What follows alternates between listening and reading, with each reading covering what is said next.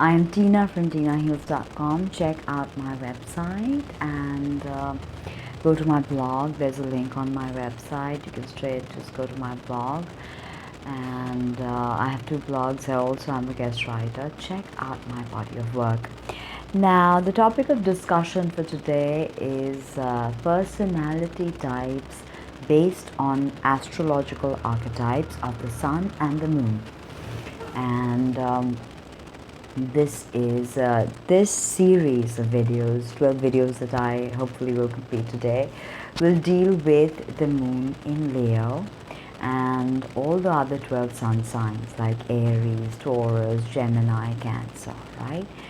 So if you know your sun sign, then you're probably mostly only into pop culture astrology. So you're born on a particular so-and-so date, and so you're either Leo or you're Taurus or you're Virgo, so on and so forth. But there is a lot more going on in your natal chart.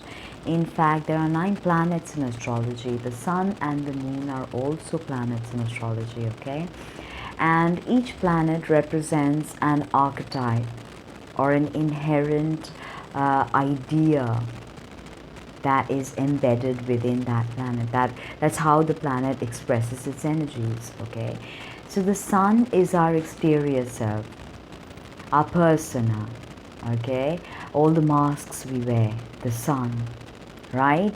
And the moon sign, which is in direct juxtaposition to the sun sign and is our inner emotional vibe, our emotional health, our feelings, our connection, our everyday habits, our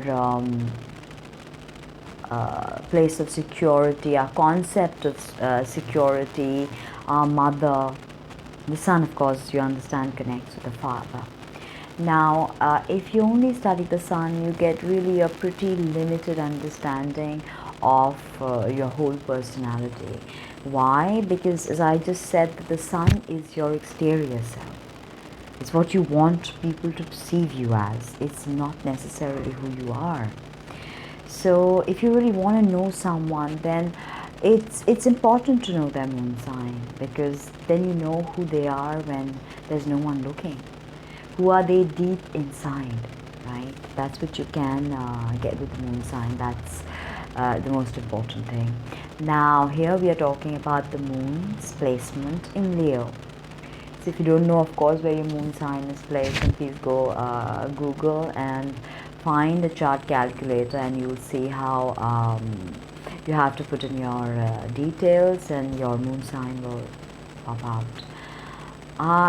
And once you got your moon sign, then you can piece together your story, and you can know which moon sign and which sun sign to look at, and your personality type will unravel in front of you, right? So today I'm talking about the moon in Leo and the sun in Aries. Now I've already said sun, exterior self, moon, interior emotions, right? Yang, yin, okay? Now, interestingly enough, with the Leo and Aries combination, that both these signs are male and both these signs are fire. In fact, Leo is the second fire sign and Aries is the first fire sign.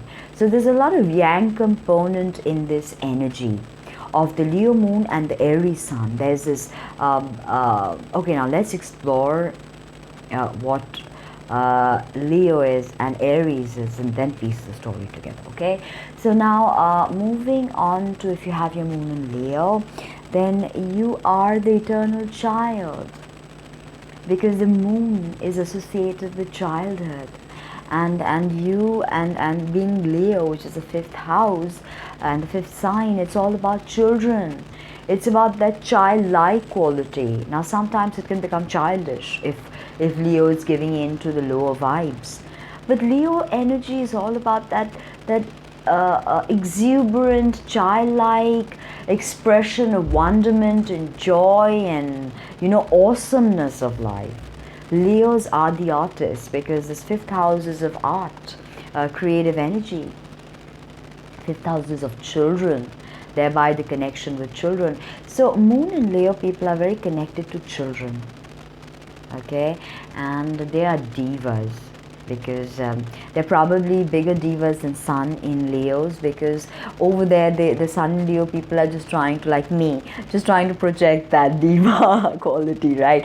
But Moon in Leo gals or guys know that they are the diva, so they have that regal attitude with them, that amazing, that lion's vibe of just, I'm here and this is my zone and I'm gonna claim it, right? So Moon and Leo women have hair, or men have hair, and they like hair, okay, because Leo the main, Moon in Leo, Moon is wands, so hair is very important to these people. And even in their partners, they want hair. They want to, even while making love, they want to touch, they want to feel, they want to, feel that energy of the hair. It's very important. I've seen with Leo placements, Moon more so, they usually have this really dramatic dress sense, and they have this really gorgeous mane of hair, all the Leo men and women, and they are like always the center of attention, and they love being the center of attention. In fact, if a Leo person is not the center of attention, you can be rest assured that he or she is gonna walk out. Because if you don't consider the Leo to be the be-all and end-all of existence, remember Leo is ruled by the Sun. And what is the Sun? The most luminous object in our solar system. Eclipsing everything else. The sun is everything. So Leo draws this energy from the Sun, that look at me, I'm everything, I'm the most luminous object here, I'm the most powerful being here, look at me. So Leo has this inherent need for attention, and for to be that I am this gracious host or hostess, I'm this really well kept person, and I have this really nice classy sense, look my gorgeous hair. So if taken to extremes, Moon and Leo, these things can give rise to vanity, superficiality, egoism, haughty-taughty behavior, snobbery, bullying in some cases. So that is something we've got to think about. But inherently, they are children at heart, Moon and Leo people. They're children. And sometimes if they don't have the childhood and it's in some way interrupted because, they have other hard aspects going on around them, then they will be more of a child when they grow up then. They'll play with kids, there'll be that uncle who will be the favorite of the kids. If you've had an uncle that was your favorite, or an aunt that was your favorite, and she was really cool and really outgoing and extroverted and luminous and glorious, she was probably a Moon Leo. So this was about Moon and Leo, right? They are like, if you listen to Adele's song, you look like a movie, you sound like a song.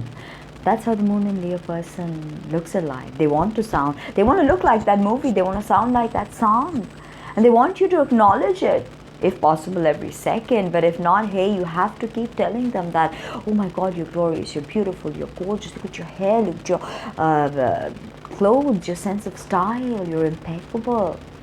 They can be very dramatic with their clothing, as I said, over the top, gorgeous, glorious, goldy things, and those, gold and diamond studded cell phones and stuff like that. They can get to that Moon and Leo. They're very magnanimous in their gestures. If they give you a gift, they'll give you a huge gift. Right now, getting to the Sun in Aries. Now the Sun likes to be in Aries because Aries is the first sign and the sign of initiation.